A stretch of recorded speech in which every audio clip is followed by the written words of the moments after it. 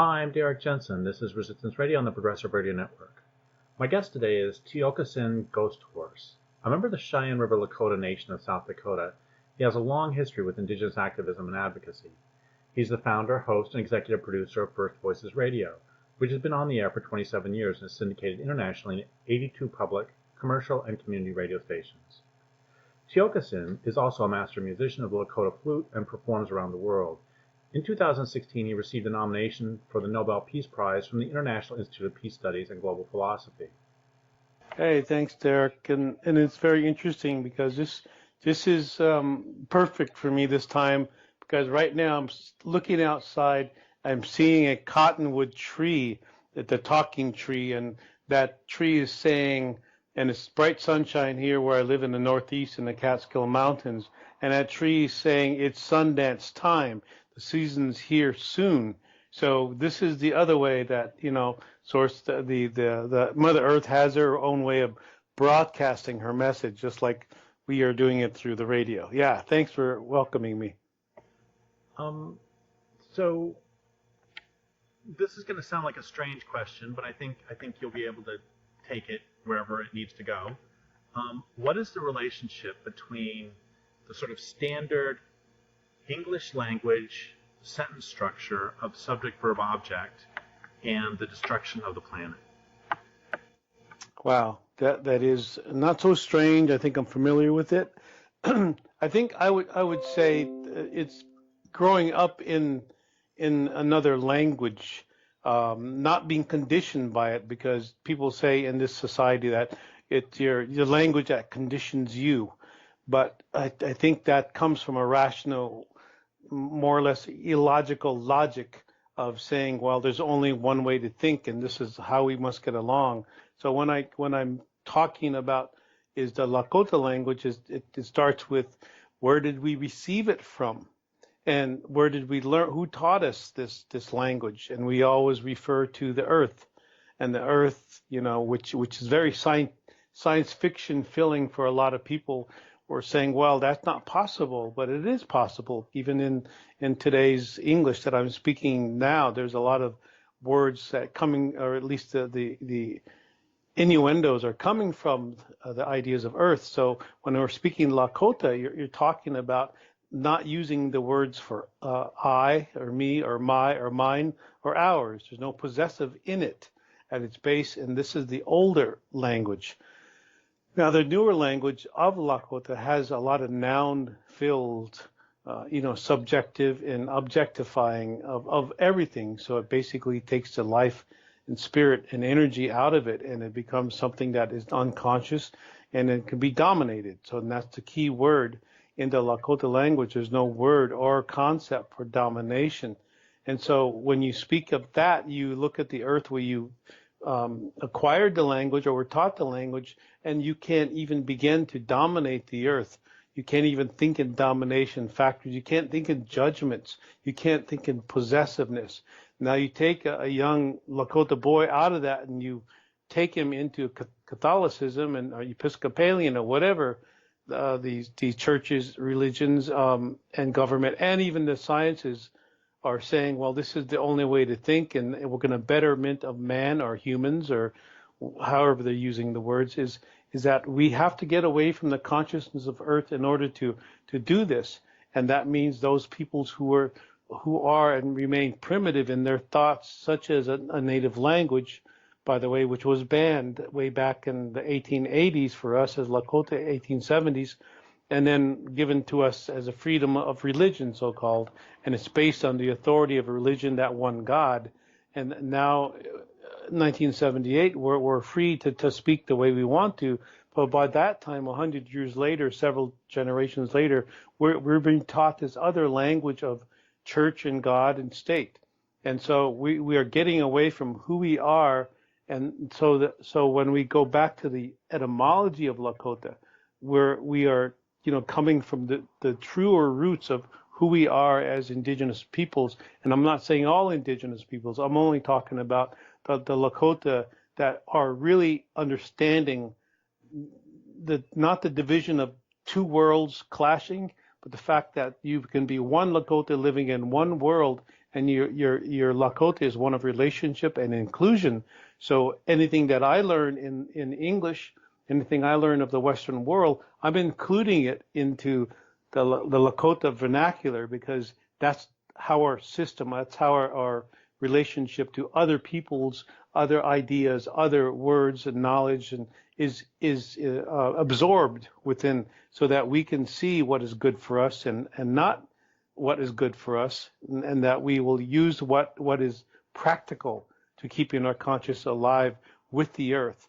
And so when I switch to completely a mental state of communicating, I have to think in subjects, I have to think in judgment, I have to think in objectifying everything and classifying and linear and hierarchical, a beginning and an end, and of course take the spirit out of something, so it just becomes a chair, and that's for use for a chair, because we made it as a human. So it's a chair. We can sit in a chair and we can chair the room. We can be the chairmen or chairwomen and take the authoritarian stance on everything, and therefore we can access knowledge because we are an authority.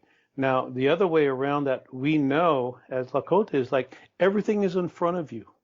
Everything is in front of you and in front of you. And so your viewpoint is that you have the least intelligence of all these conscious beings that are there, and that they are your teachers. And so we become behind everything.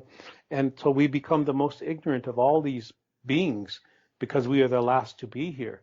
Now, when I'm going to the other side, I feel like, well, I have certain knowledge, and I've done this, and I did this, and it's all about I. But when I go home and I start talking about I, me, my, mine, or ours, the old people, they start laughing, because that's just not done in the Lakota way. We don't talk about I. We talk about the others, and how we can relate to each other. And we bring the news, we bring, the food, so to speak, of the spirit, so that we can be speaking to each other in relationship, rather than I am the news bringer and I am this way, and it's always beginning with the I statements. And that is very comical in the Lakota way. And this is the experience that I have between the differences. I was being able to speak English and conceptualize just about everything, so that it becomes a subject. What are we talking about? And then if we don't, we make it into object. We can categorize it, we catalog it, we label it, we nounify it to death, and therefore it becomes a thing, and without consciousness. And we go on with that. And we've been doing that as far as I know for a long time. I've been thinking this way about, geez, it hurts at the end of the day, the mental capacity, which is not big enough for the spirit, so we make it the mental capacity to understand spirit into a religious dogma. That's something abstract and away from us. And how do we get abstract? Is that we become extractive in our methods. And I like the word that you use, epistemology.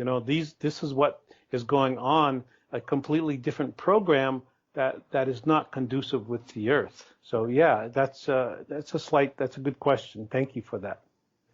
So thank you for saying all that. And I want to go in a moment to either where you talked about, I don't remember your exact language, but you talked about words coming from the earth. I want to go there in a second. Or we can also go to us being the youngest and learning, as opposed to humans being the smartest creatures on the planet. The recognition that trees have their own intelligence. We can go there too, but there's kind of I'm sorry if this question is too ignorant, but I only speak English, and this is some of this can be very challenging to try to understand. And so you're talking about a chair, and you were saying that in English we talk about a chair and objectify it, and again, I'm sorry if this question is too ignorant, but so in the old Lakota, what would one say about the piece of furniture that one sits on? I understand that there are different ways you can talk about. Okay, a very simple thing is I used to get in fights with my former publisher. I would say the tree who, and he would, or the fish who, or the bear who, and he would always try to make it so it's the tree that. And so I understand that there's a difference between who and that, but that's on a pretty simple level. But okay, I'm just going to stop now. Is this making any sense? My question. Yeah, it is. It is, and it's very, very, very. I don't want to say simple, but it would take us stepping outside the mental box of the programming that we've been, um, more or less. My way was the Lakota way was taken away and forced that we should speak English. So we begin to see everything as objects, so that we can control, we can move the furniture about, and control everything. And so when I referred to the chair, in the Lakota thought it would be the chair is chairing, not just a chair, not just an object. In fact, when you say chairing, then you see it in motion and in energy, and it's even though it's stationary when we see it with our eyes, deep down within the wood, where did the wood come from? Where did the fabric come from? Who made the chair? All of those ideas are included in chairing, because all those emotions of peoples who made the chair, who the tree grew and became that chair, is chairing, so that it's still living to us.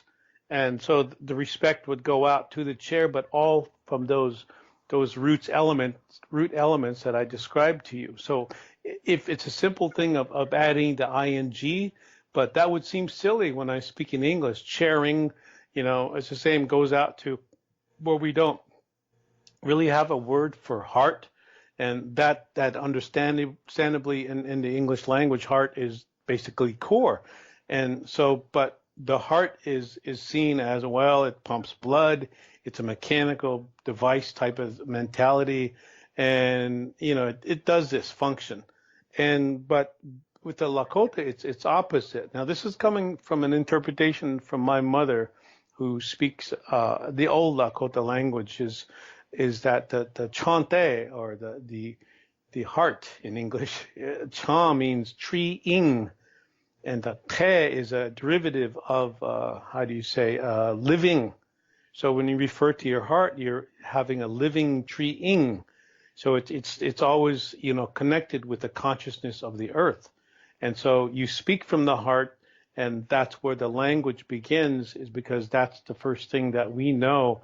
Even now, science begins to function as an organ within the human body, but also just lately, as you know, Derek, that science has proven, maybe the chante that we use it as, that the tree has actually a heartbeat. And so when we go to that consciousness of being able to understand the alive language, and unsubjecting, unobjectifying, things as it is, the chair is no longer a chair, it's chairing. And then you could, interdimensionally, if I can go there, this is the language of English, but interdimensionally, you begin to see the dimensions, because your thought patterns become different, not just, the noun that is a chair. I thank you for all this, because I've read over the years, so many books about how profoundly our birth language, or our language from early childhood, I should say, influences how we perceive the world. And you are right now sort of blowing my mind with how, okay, I'm going to use this word, but I don't mean it. It's like we're almost different species. And again, I don't mean that in terms of, a black bear is different than a coho salmon, but those worldviews implied in those languages are so profoundly different. And I'm thinking that, sort of the English and materialist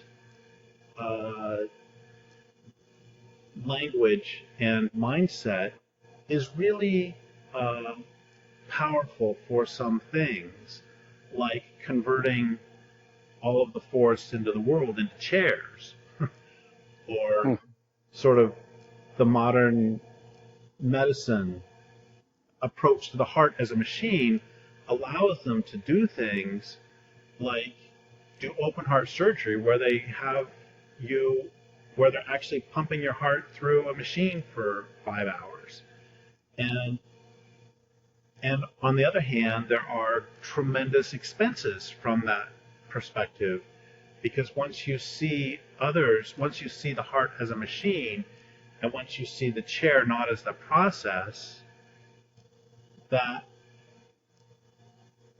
leads to the obviously the perception of the world as resources, including our bodies as resources. I'm just Hmm. rambling. Take this wherever you'd like. Hmm. No, I think that's true. The profoundness that you're talking about was what we would say in English would be mystic or mysticism, but that's just too easy. And what if we didn't have the word? And I'm going to go there really quick here, Derek. Is that what if we didn't have the word for God? That we couldn't even define what God was, because in the old languages, it evolved so much that you understood that the center of the universe was everywhere, such as Black Elk said of the Lakota people. And to say that God is abstractly out there in heaven is that we're already thinking, of leaving without even knowing that we're leaving.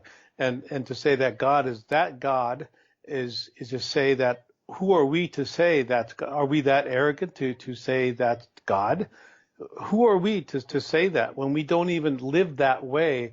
As far as I can tell, my experience is living in the Western way has been very different than understanding it when I was young, because it was all an appreciation. So now I'm going to go back to the different species type of thing almost, um, because it's because of the different processes of knowing the land, and you could say, well, all children know this, which is true. All children are born in a sort of a metaphoric understanding of all that is the sort of magic that is there, that it's all ahead of us.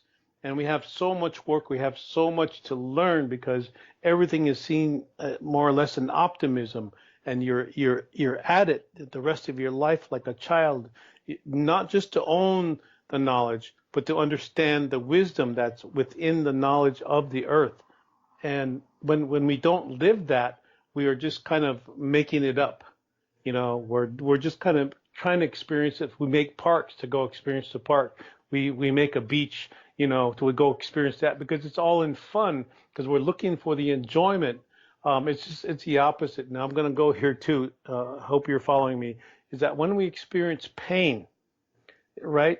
Our bodies, our minds automatically become concerned.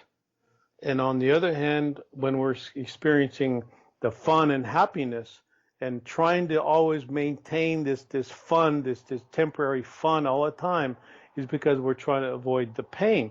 Now that may not fit in this English way we think in English, but it's the same feeling, but we define it differently. In other words, we're looking for a denial of our pain. So that pain comes out in different ways, to say that things are different, therefore we must hold them and nullify them. That knife over there can cause pain, but yet we're not seeing how sacred a knife can be, because it actually can help with the pain. It actually can help with you know different things that a knife is used for. So that knife becomes, again, it becomes a magic, it becomes knifing.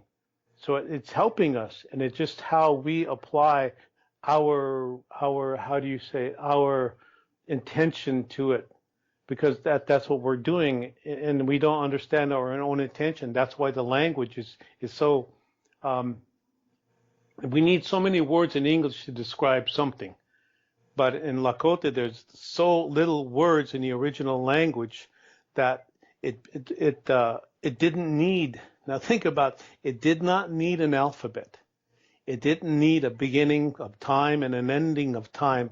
It didn't need dogma. It doesn't need nouns. And you have everything in verbs. Then everything is alive. Like when you were a child, everything was alive and like just incredible quantum world out there, and you understood it automatically without having to write it in on a chalkboard or in a book. You just understood it. So that's the original language we all come from, and that is not, to me, there's no division of the species as humans. It's just that some of us remembered and some of us are forgetting. Some of us have totally forgotten. And so now it's that sort of consciousness that we call Wakan in Lakota. That means basically to consciously apply mystery to everything. And that's what we do with the chair or the tree or the heart or that bird. They're all doing. We add the ing to everything, and that's how a child would relearn in all of us, even the adults. If we make it so simple and stop making it so complex and articulate the simplicity, even adults can understand that. I mean, you can walk into a classroom and a child would understand Mother Earth more so than they would say, if you say, what do you prefer, planet Earth? Or do you prefer Mother Earth? The child always most of the times goes for the Mother Earth because they're closer to their own mother in that way, the physicalness of it. So their patterns are, are we taking them away from the closeness of mother intimacy of Earth? And then we're teaching them another language called planet Earth, which is really seems very sterile to call a Mother Earth a planet. Yet science is saying, well, we have to do this to dissect it so we know where we come from. And so in all this searching that we're doing, where we come from is in this way, that child, we're coming from it, and we're not searching for anything because it's all in front of us. So we don't have to go to it. It's a different feeling when you come from it rather than having to go research it or going towards something, a goal, a solution. So you're always kind of moving away from where you come from, so to speak. I don't know if you understand what I'm saying, but that's basically my delivery for right now. So can you say again, what did I believe the word was Wakan? Wakan, yeah. Wakan. What is that again? It's basically the word Wakan is wise, like purity, right? Kan is like energy. All right. Now they're moving. Now you put them together. The purity of energy is everywhere in the universe. Energy is everywhere. And so that doesn't have a God. That doesn't have a female. That doesn't have a male. That's energy as its pure state. So when we are consciously aware, we can apply that. We'll consciously apply the mystery to everything. You see? And so that's when your language comes in a form that is as very elemental, not fundamental, but very elemental in understanding the consciousnesses of other species, such as birds and animals and tree, water, that those things are also consciously your language. So your language becomes more alive, more aware, because those species of elements, conscious, intelligent elements, are also speaking to you because you're speaking the same language there. And I think if there was a difference, that would be the difference between my conceptualizing what I just said about life in its simplicity, as I would say, because that's the Wakan that we miss in science and in religion and in government. Yeah. So if I'm understanding you correctly, I'm looking at some trees out the window, and I can, if I just talk about a tree, I can say, I can describe it as a redwood, etc. But applying what you just said, that implies on a really foundational level that even in the language I use to talk of the tree, I am acknowledging that there is a tremendous mystery that I will never completely understand this tree. Am I getting it at all? You are getting it. But go the other way around. The tree is understanding us. The tree automatically knows what we need. So it gives us that consciousness. It gives us the oxygen. It actually gives us a lot of knowledge because tree, I think the etymology, you can tell me this because English is my second language. Tree is the etymology of tree is truth. And that comes from a lot of places around the world that have tree at the center of their religion or spirituality, that the tree is actually above and below. So what we're saying is that what we've been taken away from is the consciousness of a tree, the roots of the tree roots consciousness, and we've been put into the grassroots mentality that we always have to make something new and temporary because this grassroots is about political statements and who's right and who's wrong and who's better and who's worse, and so it's always just going back to the drawing board and this newness about life when it's always new anyway. So why do we have to describe it as new when it's always new anyway at the same time as it is old? So a tree which has the consciousness as a seed goes into the ground. A human maybe put any plant with a seed, put it in the ground. Humans, in their natural and a nurturing sense, sing the song.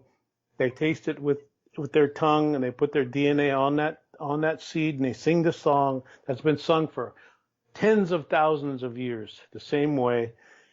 And given that human, push, you would say, and it puts in the ground, that little seed becomes a geologist, it becomes a nutritionist, becomes a hydrologist, it becomes all of these sciences together. Then at the proper time, it has a cue to like, okay, now I can germinate, and it comes above the ground, and it sees all this world like, wow, and then it keeps growing, and humans and horses and animals step on this little plant, some rabbit come and nibble on it or something, and it keeps growing, and it'll keep growing and has this consciousness all the time, the weather patterns, the seasons, and and then as it gets older, it becomes a very supportive, sort of this trophic cascading of supporting life from the top on down. Yet the life had come from underneath up. And so when it matches the root system underneath, you have two spheres of consciousness. What is above is also below. And this is the same method of describing the heart, where our head, our brain, is basically a seed of the heart. So the heart is basically our feeder of intelligence, spiritual intelligence, if you will, but it feeds that consciousness. That's the same way the tree feeds. But the one thing that is different is that the human, those with technical ability, are using, they're not understanding the earth as much as a tree would. So the human builds all of these technical devices, contraptions, and whatever, develop in progress, and they leave, and they shoot big satellites out there and telescopes to try to understand the universe.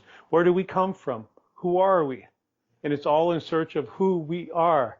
And yet the quantum physics of this tree actually has been consciously awake every second of its life and understanding and seeing the stars every day, and can probably tell you more about the cosmology than the human who is using technical disability, I would say, to try to understand where do we come from. And we always are bedazzled by our own being in love with our own intellectualism. But it's like, wow, we never seen that universe before. And yet you can go to traditional native people and they can name galaxies and stars because they've seen them in their stories, in their so-called their creation stories and origin, that they have them within their stories. And this is that Earth again had the consciousness to teach us the earth, teach us the language, teach us the intelligence that they already know about the universe. So if that's too far-fetching and it becomes a science fiction Harry Potter film, and like that means that it's only make believe, and so we're not going to believe the people who are actually living this consciousness, the wakan, where we are always conscious, so much so that I can say that eventually you will remove the conscience of judgment, of weighing, of measuring, of costing, of cost-effective thought processes, and that technical less contact with Earth will move away from the conscience back into the consciousness, because as you know, Derek, the tree does not have a conscience.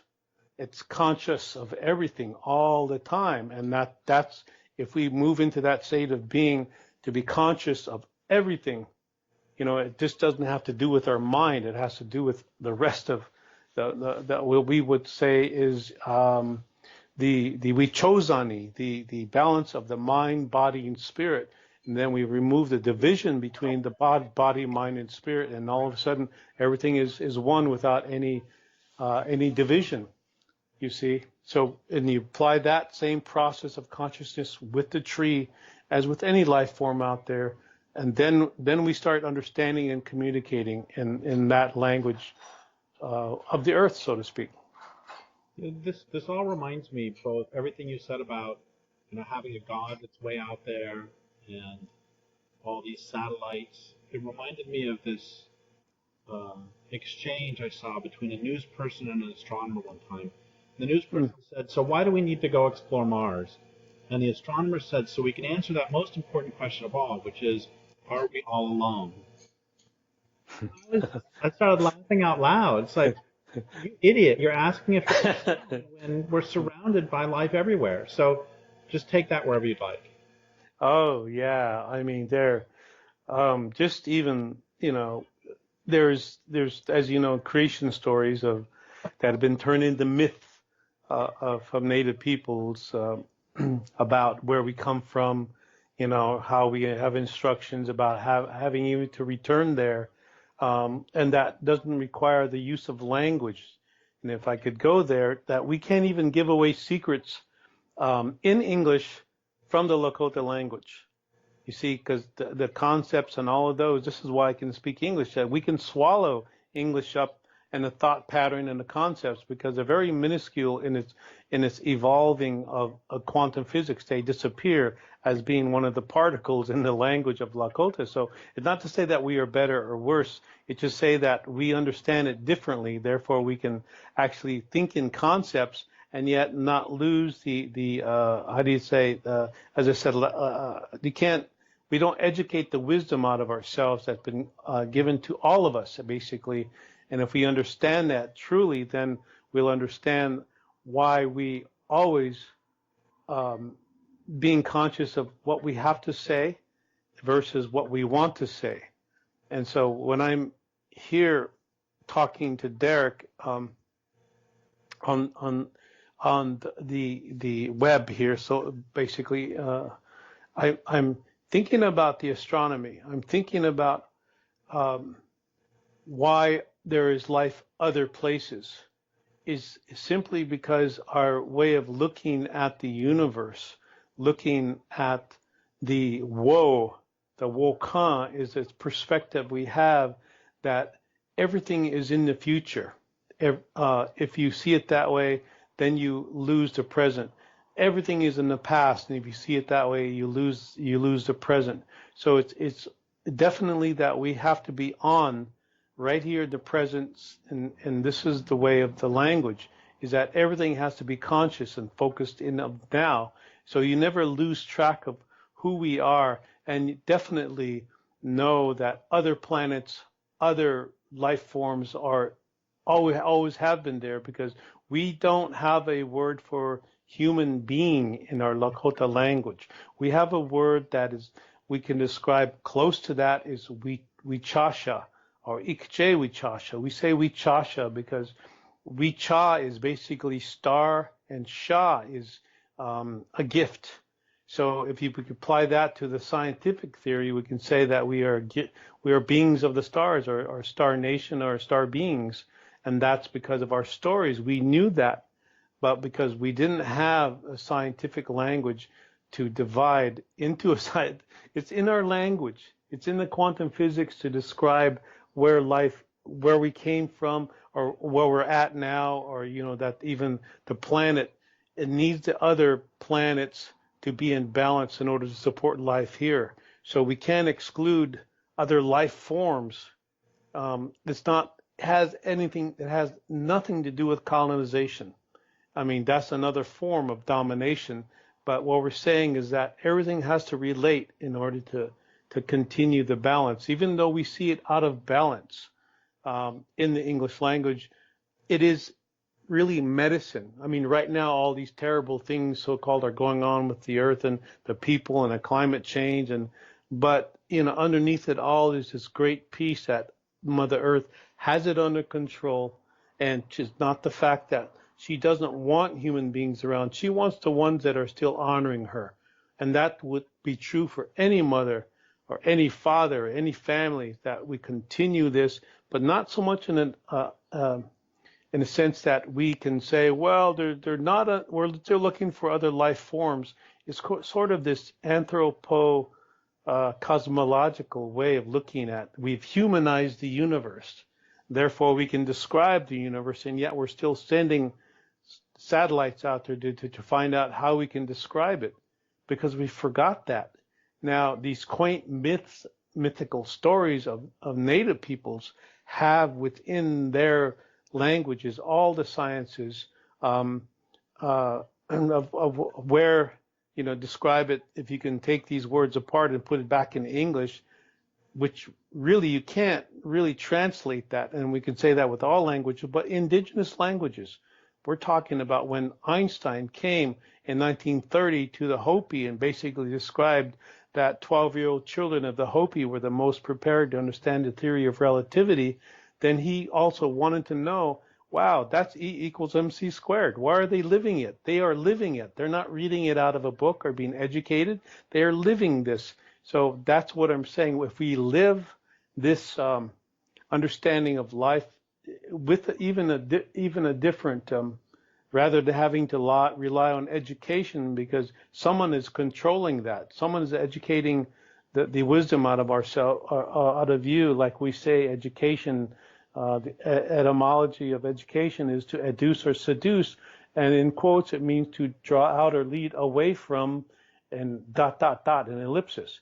And I really wonder what that ... was, and if you could fill it in, it would be to draw out or lead away from spirit and replace with information and knowledge. But who is information and knowledge controlled by but the authority? Because it takes 12 years in the Western educational system to teach children from the first grade to 12th grade to learn how to become reflexive to authority. And that's why authority works so well.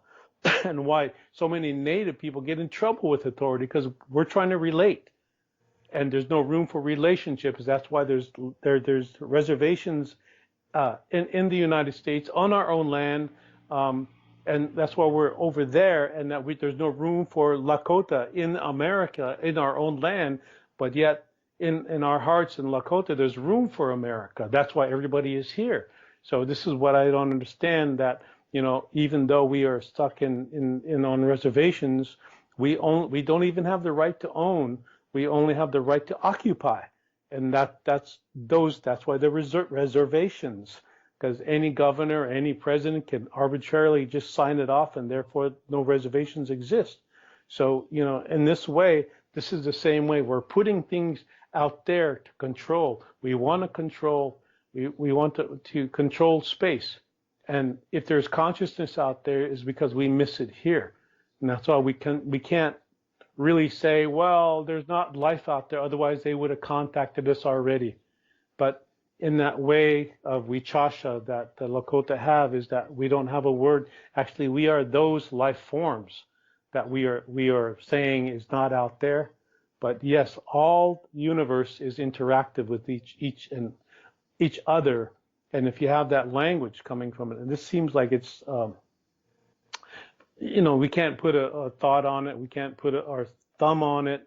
We can't nail it down. So it's impossible because the language evolves as we are on this continuum. Now this begins to sound all new agey, but that's the nature of the English language because that's the only way I know how to simplify it. So I think I'm thinking about how Vine Gloria and so many other indigenous people have said to me that the first and most important distinction between Western and indigenous ways of being is even the most open-minded Westerners generally perceive listening to the natural world as a metaphor, as opposed to the way the world really is. Or another way to put this, Vine Gloria said that Westerners generally perceive the world as consisting of resources to be exploited, as opposed to other beings to enter into relationship with.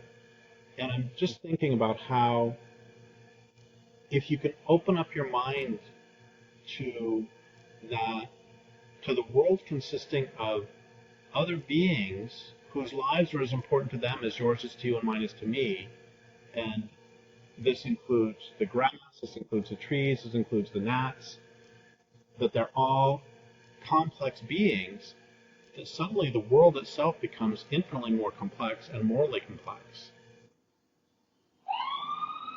That's so true because it is there. You feel it. You see it every day with your eyes. You feel it with your intuitive thoughts, your intuitive feelings, and you go out there. Is that if you go out into the world, into the natural world, so to speak, and you close your eyes, like the blindness that we see when they actually are open. We just go past a whole movement. We just go past something, and we're not wanting to relate. We want to get through it because that savage nature is out there, and those savage peoples who live in the jungle. We have to tame them. We have to make them. We have to give them computers and books, and why are they? Why are they this way? But when they could be this way, we can improve their lives. They don't have to have all the diseases.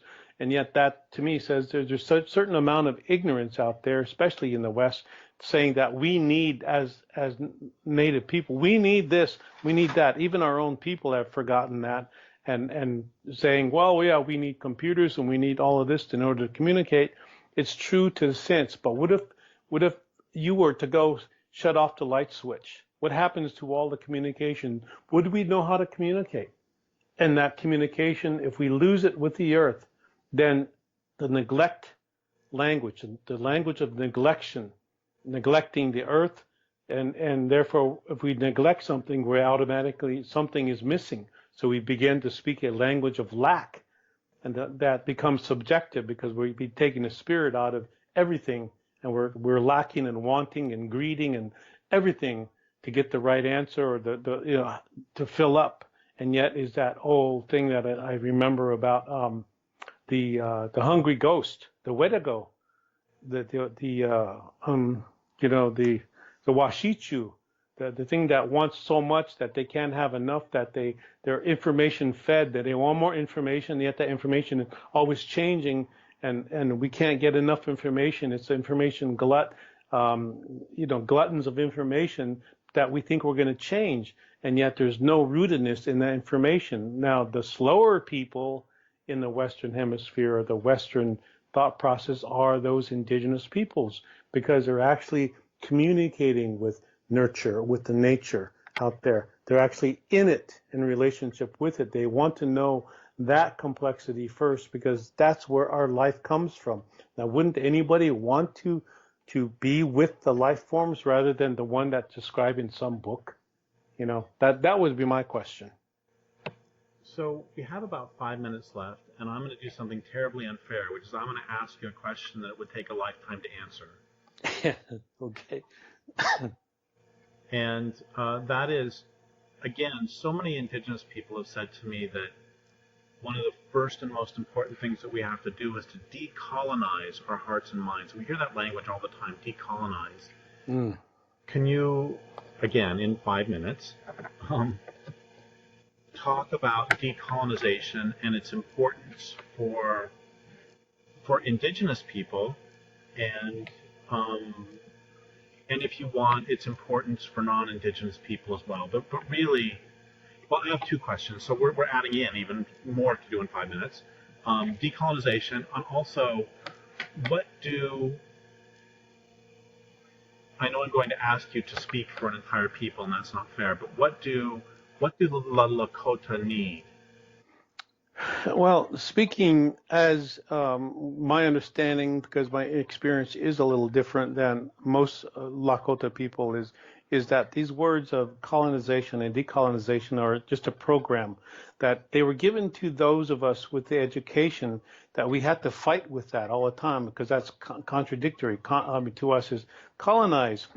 Does that exist in Lakota? No. Does decolonization exist? No, it doesn't. So why are we messing with it? Why are we giving up our energy, our spirit to what they force upon us? It's the same recolonization. You could go with the missionization or the settler colonialism, the repudiation, the domination, the discovery, the conquest, reconciliation. We can go on and work all of those consequential languages that were formulas that are given to us. So those are merely formulas. And if we don't deal with them, in a sense, we recognize them even better because they are somebody else's thought process that was forced upon us as original thinkers. If we speak our language, then we see it more clearly. So, once we remove that programming, then we see what it is for what it is. It's not even, it just drains your energy to think in those mental concepts. It's like, taking justice out of the earth and making her a mental concept when she really is the justice with the earth. And are we thinking with the earth and are we living with the earth because we're balancing the earth, because we're knowing the fire, the water, and the earth and the trees and animals and things that grow from it? That's justice. That's underground, and that's where it is. And now we've taken justice out and made her a mental concept. And so everybody's seeking justice, looking for justice, earth rights, all these things, and we're still using the same formula-fed language that was forced upon us because we don't know any other program. And that's, to me, the other natives are this way too. They've been taken away from who they are and made into a citizen, an educated citizen of the United States, Native American rather than the native, because those words don't even go together with me. Because, America, Ame means the love of, and Rika is the riches, feminine form. So when you become an American, you're the one who loves riches, and that's what this whole country is about. And so when you come to Indian country, which is the whole land, by the way, of North America, then why aren't we feeling who we are rather than what we could be or should be? Or to be somebody, that even that verb doesn't exist in Lakota. To be what? To become what? To be what? When is that kind of extractive ourselves? We're told, and that's the same vein of colonization and decolonization. That's somebody else's thought process. Thank you for that. We have like 1 minute left. Is there is I would think, Derek, that um, when we are always in this salvation point mentality of saving the earth for what, for who. Salvation mentality comes from, again, the domination. Salvation, somebody out there else is going to come and save you. If we just do it the old programming way. And therefore we put words up to stall our time here on earth. And so we get into that old formula fed of salvation point mentality, and we feel weaker every time we do that. We don't understand that the earth is actually doing what we're wanting, somebody else to save us. Well, the earth is doing that already. We just allow her. We stop destroying her with the salvation point mentality that we can save the earth. That's what I'd like to say. Well, thank you so much for that, and thank you for all of your work. Thank you very much for listening. My guest today has been Tiokasin Ghosthorse. This is Derek Jensen for Resistance Radio on the Progressive Radio Network.